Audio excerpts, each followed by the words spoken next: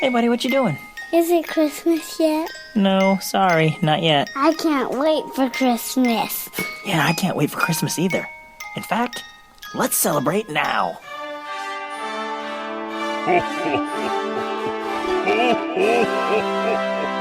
Welcome to the Can't Wait for Christmas podcast.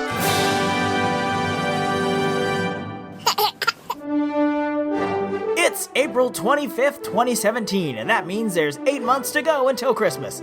Today on the show, we'll examine some compelling evidence that Santa Claus may, in fact, be a Time Lord. We'll read some listener feedback, find out who you thought sang Silent Night best, continue our Die Hard debate, and we'll explore the legend of El Agüelo. El Agüelo? Sí, El Agüelo. Let's start the show.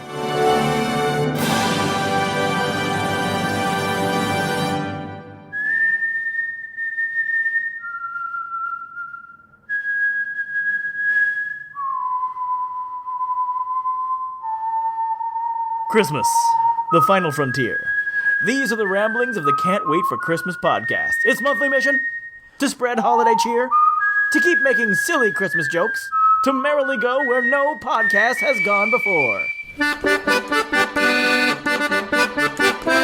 Sorry, Silicon Valley Comic-Con was this weekend and I'm feeling a little geekier than normal. I guess what I'm trying to say is, welcome to the show. Hope your spring is going well, hoping you're enjoying this warmer weather, but if you're like me, you may be dreaming of a white Christmas. Well, if you need a little holiday happiness to tide you over, you'll want to listen to our first segment. We need a little Christmas, now! We need a little Christmas now.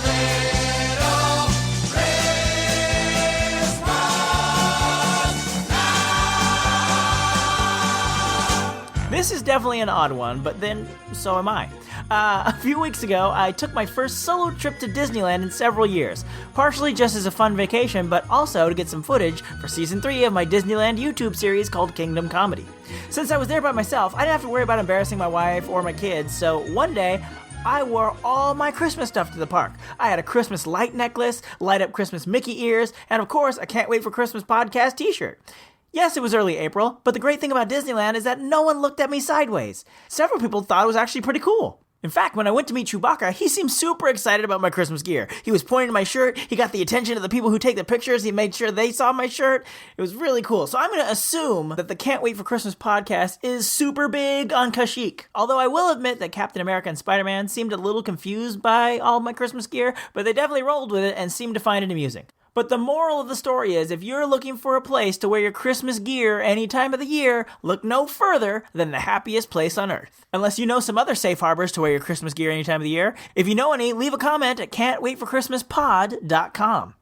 Now, let's move on to our countdown feature, 5 Golden Things. 5 golden things. So Peter Capaldi's final season as Doctor Who started just about a week ago, and... Really? What is it, imaginary listener who sounds kind of like Kermit the Frog? Another Doctor Who top 5 list? You did one of these last year. Yeah, but that was the top 5 Doctor Who Christmas specials. This is different. Look, Captain Comic-Con, did it occur to you that not everyone who listens is a fan of Doctor Who? Not everyone is a nerd. Some of us actually had dates for prom. It's a low blow, Frogman. It's a low blow. But I get it. I wasn't even a fan of the show till a few years ago, but you don't need to be a fan of the show for this list. I'll explain it as I go. Oh, you'll explain the nerd show. Great. What does it have to do with Christmas? Put a stocking in it.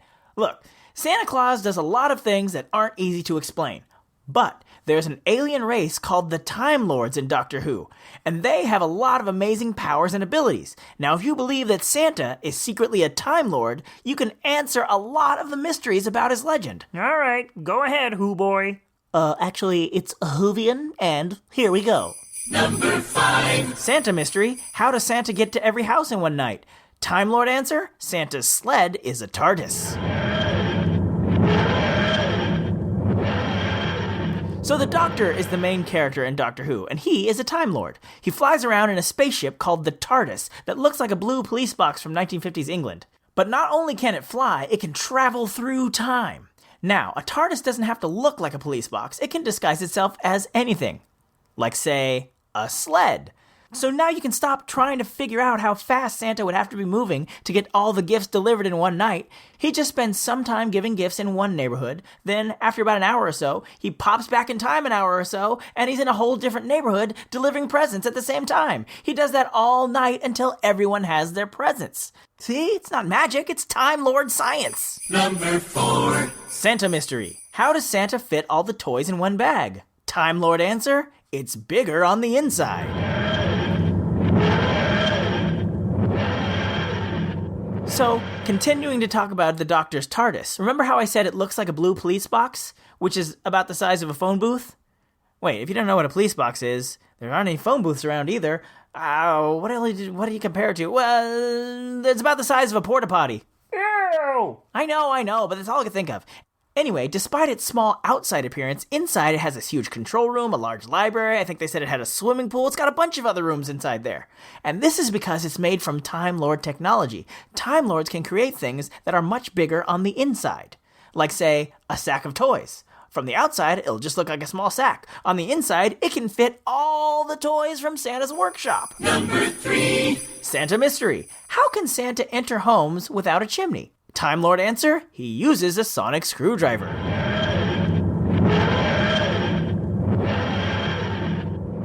The Doctor has a device called the sonic screwdriver that can do, well, it pretty much does whatever the plot needs it to do for any given episode. It can reprogram computers, it can scan for things, but mostly what it does in episode after episode is open locked doors. So don't worry, even if you have no chimney and your doors are locked, Santa can still get in. Oh, also, in the old show, the Time Lords have teleportation technology back on their home planet of Gallifrey, so that's an option too?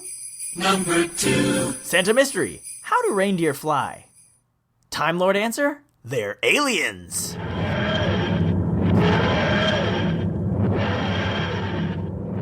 So as I mentioned, the Time Lords have a home planet. They're not from Earth. They're from another planet called Gallifrey. And they go zipping all around the universe, and they run into all sorts of different kinds of aliens. Who's to say Santa didn't discover a planet with flying creatures who look like reindeer? This would also explain why the male reindeer still have their antlers in winter, and how one of them was born with a bright, shiny red nose. Honorable mentions. Santa mystery? How does Santa know if you're bad or good? Time Lord answer, Time Lords are telepathic.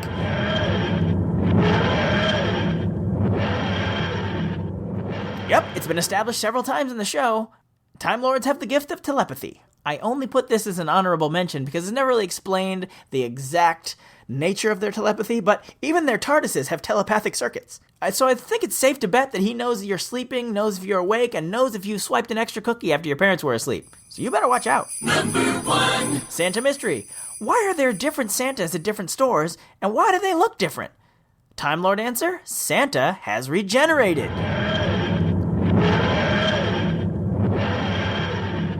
So one cool thing about Time Lords is that when they die, their bodies produce a special energy that brings them back to life, but it changes their physical appearance. In fact, it changes every cell in their body, but inside it's still the same person. So the Santa you see on the corner ringing a bell might look different from the one whose lap you sat on at Disneyland. But that's just because he's regenerated since you saw him last.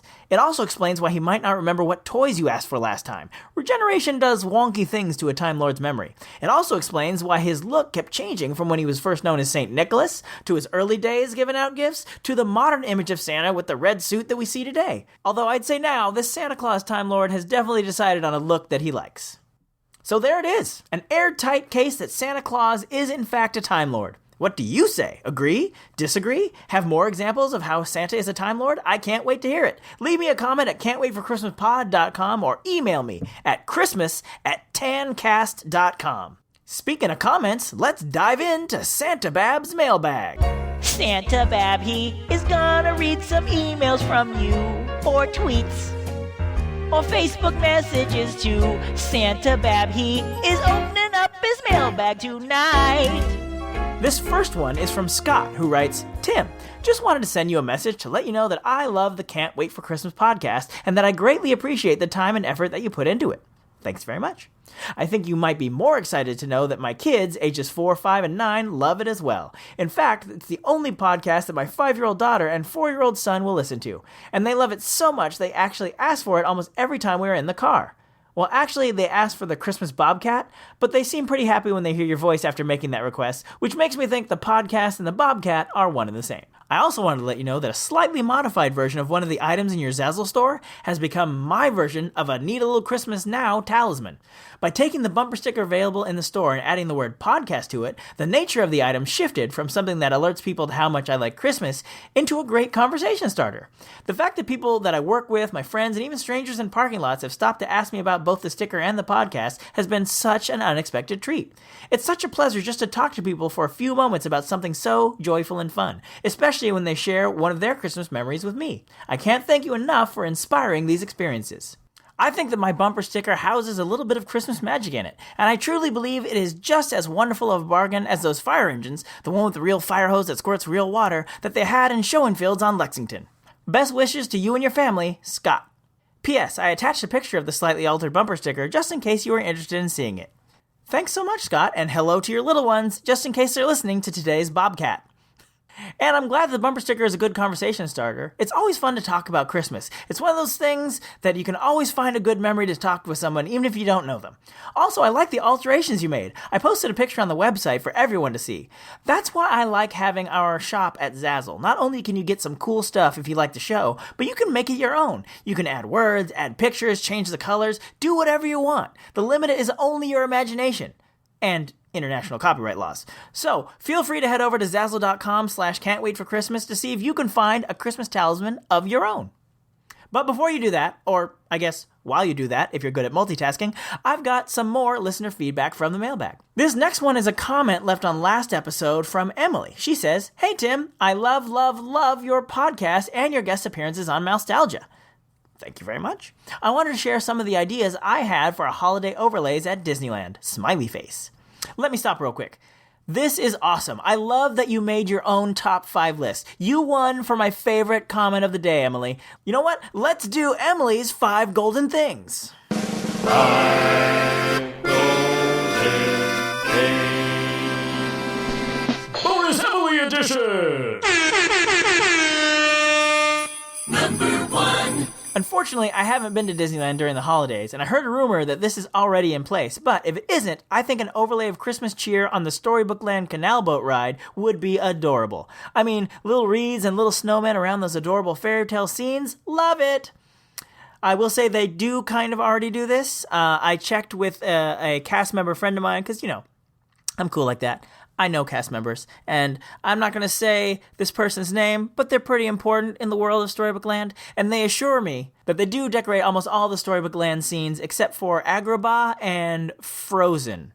Although I will say, it does say much that I didn't remember that they decorated all of them. I knew they decorated Geppetto's Village. I didn't remember the rest of them. And I don't know why they wouldn't decorate Frozen, but I guess we should just let it go. I know, I'm sorry. Anyway, let's move on with the countdown. Number 2. Toontown. How amazing would it be to see Mickey and Minnie's houses all decked out for the holiday? I was thinking it could even be in the style of Walt Disney World's former Osborne spectacle of dancing lights. That would be even better. I can only imagine how amazing Toon's holiday traditions would be. I will say, this is Tim talking now, I love the idea of bringing back the Osborne lights. I'm just not sure if Toontown is big enough, but they do decorate Toontown for Christmas, but only on the outside. It'd be great to get some decorations up inside Mickey and Minnie's houses. Maybe swap out the audio on their answering machines. Oh, they have answering machines in Mickey and Minnie's house, and you can hear people calling in and leaving messages? Oh, answering machines are what people had before there was voicemails in the cloud. Forget it. Anyway, you could hear people calling in with, like, Christmas-related messages. And you could also swap out the audio on their radio. They both Mickey and Minnie's House and Roger Rabbit's Cartoon Spin play WACKY Wacky Radio Toontown. Why not swap it out for some Christmas tunes? Come on, Disneyland! Do Emily and I have to think of everything? Number 3. Autopia! I'm going to be honest, the idea of Autopia always seems to be better than the actual ride, but what could be amazing is a holiday overlay. Imagine vintage Christmas music playing, scenes of snowmen, Christmas decorations, etc. A nighttime ride light display would be so fun. Yeah, it'd be like those holiday light displays that you drive through. They take over some park on Christmas, and then at night you can drive through with your lights off and you see all these light displays. They could totally make Autopia that. And maybe theme it to the future, since it's Tomorrowland. They can figure it out. They're Imagineers. They get paid for that. Oh, wait, there's a little more here. I know it isn't holiday themed, but I suppose I could kind of be if they did an overlay of Sugar Rush from Wreck-It Ralph. That would be amazing. Does this count as an honorable mention?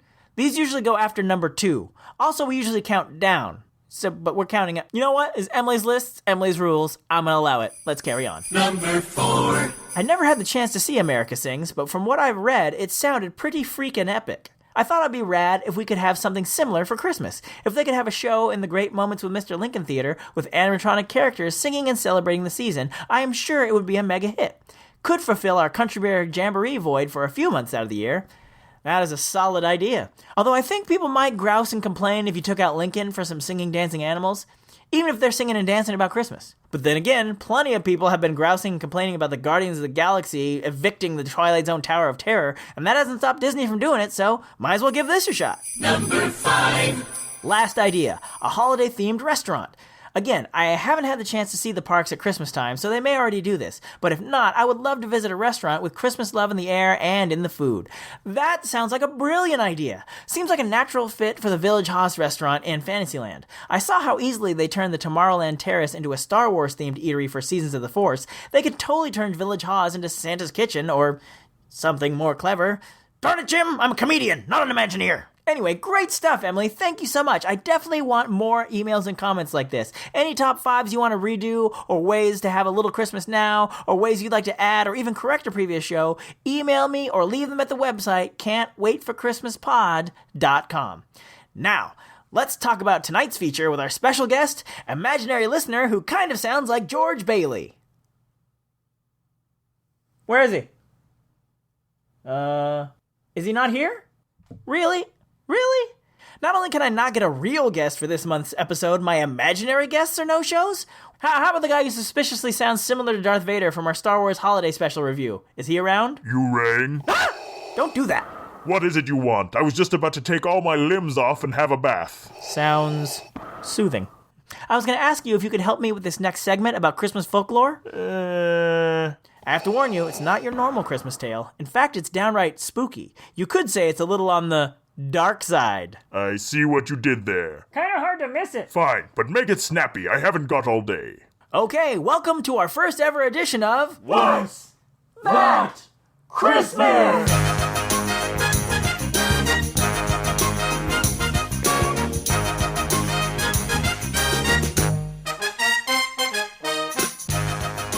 Stop that music!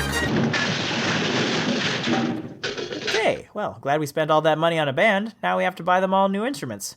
Sorry, Eugene. Sorry, Estelle. Sorry, everybody. Anyway, today we're going to talk about some Christmas lore that was popular in New Mexico and southern Colorado back in the day.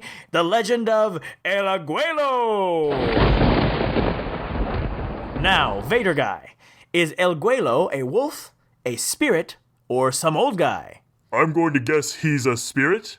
Sorry, he's an old guy. I thought Santa had the old Christmas guy thing covered. How many old dudes do you really need in this holiday? El Agüelo, or as it is sometimes said, El Abuelo, or the grandfather, comes around to the homes of all the people with children. He checks to see if the children have all been good and learned their prayers.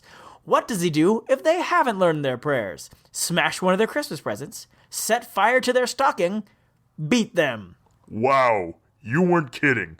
No matter what I pick, this is pretty dark. Should Scott's kids still be listening to this? They're gonna be fine, but we still need an answer. I guess smash a present? Nope. According to legend, El Agüelo would give the kids a good flogging if they disobeyed their parents or didn't say their prayers. Wow, and I thought the Sith was dark. El Agüelo announces his presence with a loud knock at the door and the cry, El Agüelo, aquí viene El Agüelo, which translates to, here comes the grandfather. Kinda stinks for any actual grandfathers dropping by for a visit.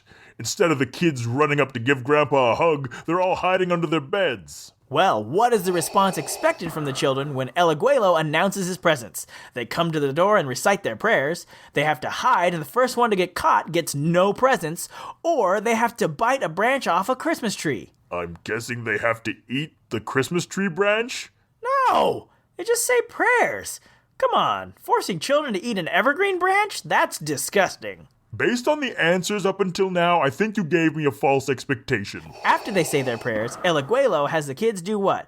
Clean his shoes, dance, or brush his hair. I'll go with clean his shoes. I doubt this old dude has much hair left. Nope. He makes the children dance from right to left, then left to right, singing Balia Palarama de Juan Turantan, which means dance, dove of Juan Turrentun. Turrentun, tun tun, Turrentun, tun tun, Balia Palerama Juan Turrentun, Turrentun, tun tun. All right, we get it. Yes, fair enough. Now, sometimes, when El Agüelo isn't happy with the dance, or the prayers of the child, or even if he just doesn't like the look of them, he'll do what? Crack his whip, make them dance alone, or repeat the verses of the song in a threatening manner. Huh. Really have no idea where to go on this one. Your questions are kind of all over the place. Gonna need an answer. Okay, the whip. Actually, it's all three. How do you say dance dove of Juan Turpentine? Turrentun. Whatever. How do you say that in a threatening manner? Dance dove of Juan Turpentine. Fair enough, a little over the top, but you've proved your point. When El Agüelo would show up at the home, the residents would offer him something. Was it the severed head of a chicken, money, or sweets and cookies? Well, I guess if you have money, you can buy all the sweets, cookies, and severed chicken heads you need. Nope, it's sweets and candy. He would put them in a large bag to take with him. Where would he take them? The Journal of American Folklore doesn't say. I mean, I'll ask the questions here, Vader guy. Just trying to understand this wacky game. Are there even any prizes? I could use some armor all for my helmet. Please, it's time for the final question. Sweet freedom! Let's have it. So, El Agüelo carried away the sweets in a bag. What else did he carry away? Start the final countdown clock. Wait, what are my choices? The final question isn't multiple choice. I just gotta come up with this on my own? I've never heard of this Agüelo thing until today. How am I supposed to know? Time is running out. I don't know. He carries the bad children away in the bag. That's absolutely correct! Yes, finally. I knew my dark backstory would pay off someday. It feels good to win. Well, actually, since you only got one question right, I'm afraid you didn't win. What? Sorry. So I'm going home empty-handed? This is a Christmas game. I should at least get a parting gift. I'm afraid not, but thanks for playing. I find your lack of prizes disturbing. You know what? I just remembered.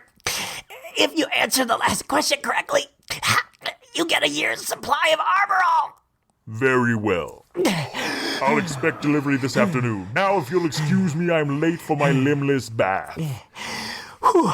Well, I guess that wraps up today's edition of... What's the Christmyth? Well, I guess we'll move right along and find out how you voted in last episode's Who Sang It Best. Last time it was Al Green versus Sarah McLachlan battling it out to see who did the best version of Silent Night. And the results are in, and it's not even close. Al Green is definitely a music legend, but Sarah McLachlan's angelic voice took this one with almost 3/4 of your votes. Now, the poll is still open, so if you want to make your voice heard, just go to can'twaitforchristmaspod.com and search for episode 22. In fact, you can vote in any prior Who Sang It Best from any of our old episodes, and if the results flip, I'll be sure to announce it on a future episode. Now, let's turn our attention to a debate that rages as hard as the hands-shot first debate. We're spending all of 2017 answering the question, is Die Hard a Christmas movie? It's Christmas Eve in L.A. Welcome to the party, pal! Die Hard, a Christmas movie. All year, listeners like you are writing in with their opinions on whether Die Hard should be counted as a Christmas movie. We're going to debate all year, and then we'll vote as it gets closer to Christmas. Today's letter comes from Jillian, and she says, I was listening to the February episode where Adam wrote in saying that Die Hard can't be a Christmas movie because it came out in the summer. So I guess only movies that come out in November and December can be considered Christmas movies? Well, I hope no one tells that to a little movie released on June 4th, 1947. That would be the apparently no longer a Christmas classic, Miracle on 34th Street. Yep, according to an article from Turner Classic Movies, 20th Century Fox knew it had a terrific film on its hands and believed it had the potential to be a big hit. With that in mind, studio chief Daryl Zanuck made the decision to release the Christmas-themed film not in December, which would seem logical, but rather in June. The studio believed that more people went to the movies during the summer and would therefore mean bigger box office potential. With a summer film about Santa Claus, the challenge for 20th Century Fox was figuring out how to market it. Daryl Zanuck and his marketing team devised a publicity campaign for Miracle on 34th Street that would entice audiences to see it without ever mentioning it was about Christmas. The holiday theme was played way down in the teaser trailers, and movie poster art featured Maureen O'Hara and John Payne prominently, with Edmund Gwynn barely visible in the background. As far as unsuspecting audiences knew, they were simply seeing a lighthearted romantic comedy. The marketing campaign worked. When the film was released in the summer of 1947, it was a smash hit, winning the hearts of audiences and critics alike. So if we extrapolate from the Miracle on 34th Street example, if you're going to make a Christmas movie that's also an action movie, it makes sense to release that in the summer as well. And that's what Die Hard is. It's a Christmas action movie. Wow. Not only did Jillian cite a source, but she rebutted a letter from another listener. Am I going to have to separate you two? Remember, Hans Gruber is the bad guy. We're all friends here. But if you have some reasons why you think Die Hard is or isn't a Christmas movie, send them on in to christmas@tancast.com and we can decide once and for all, is Die Hard a Christmas movie? This is their idea of Christmas. I gotta be here for New Year's. Oh, the weather outside is frightful, but the fire... And that's going to do it for today's show. Thank you as always for listening to our little audio winter hideaway. Don't forget to visit the website or feel free to tweet us at ChristmasPod with anything you'd like to share. We'll be back in May, same Christmas time, same Christmas channel. Until then, keep laughing all the way. And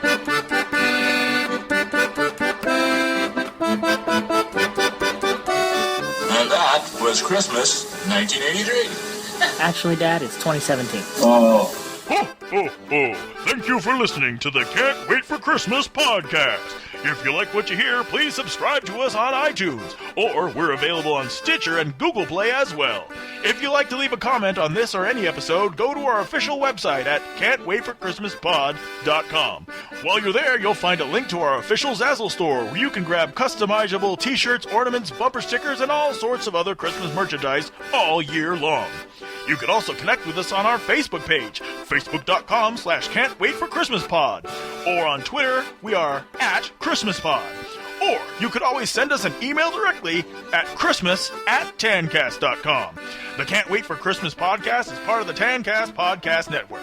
We Wish You a Merry Christmas was performed by the United States Marine Corps Band, and this amazing version of Jingle Bells on the accordion was performed by the wonderful and talented Kristen Nowicki.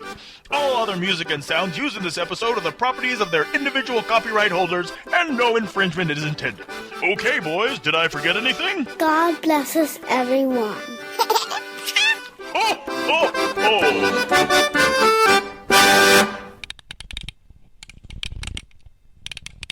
Christmas, the final frontier. These are the ramblings of the Can't Wait for Christmas podcast. Its monthly mission? To spread holiday cheer. To keep making silly Christmas jokes. To merrily go where no podcast has gone. But it doesn't sound like Shatner. It just sounds like I'm whiny. Do that over. So I'm going to assume that the Can't Wait for Christmas podcast? It's a podcast. Scott kids are not too far off. I almost called it a bobcat. Well, it pretty much does whatever the plot needs it to do for any given episode. Like, it can reprogram computer.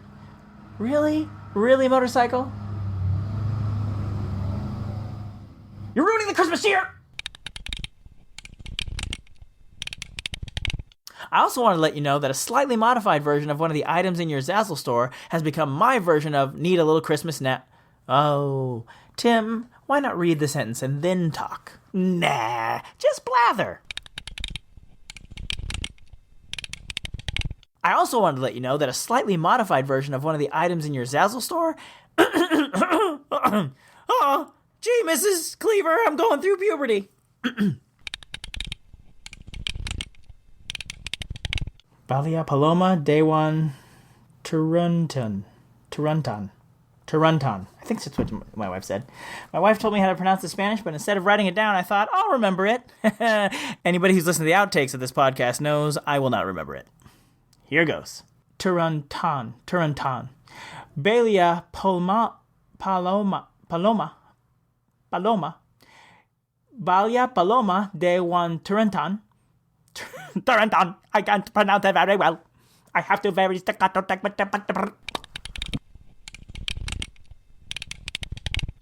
That would be the apparently no longer a Christmas classic, Miracle on 24th Street.